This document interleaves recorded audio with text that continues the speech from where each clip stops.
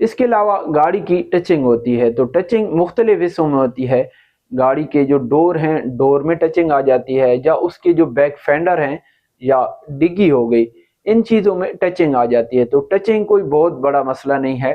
Touching آپ کو یہ چیز ہے کہ پتہ ہونا چاہیے کہ گاڑی کے کن حصوں میں ٹچنگ ہے، کیونکہ جو انٹیک پیس ہوتا ہے اس کا ریٹ الگ ہوتا ہے، لیکن جب گاڑی میں ٹچنگ آ جاتی ہے تو اس کا ریٹ بالکل نیچے چلا جاتا ہے۔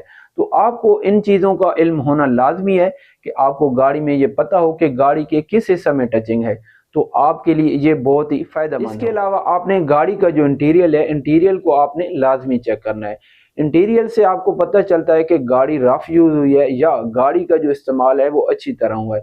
تو زیادہ تر جو پرانی گاڑیاں ہیں، پرانی گاڑیوں کا جو انٹیریل ہے وہ بھی کافی کلین ہوتا ہے، جس سے آپ کو اندازہ ہو جاتا ہے کہ گاڑی یوز میں جس بندے کی بھی رہی ہے تو وہ اچھی کنڈیشن میں اس نے رکھا ہے۔ لیکن جو نئی گاڑیاں بھی ہوتی ہیں لیکن وہ اس کو رفلی یوز کرتے ہیں، تو اس میں گاڑی کا جو انٹیریل ہے وہ بہت زیادہ رف ہو جاتا ہے، جس میں ڈیش بورڈ ہو گیا، گاڑی کی چھت وغیرہ، یہ چیزیں آپ نے چیک کرنی ہے، سیٹ کے کور وغیرہ۔ تو ان چیزوں سے آپ کو آئیڈیا ہو جاتا ہے کہ گاڑی بہت زیادہ رف یوز ہوئی ہے یا گاڑی اچھی کنڈیشن میں ہے۔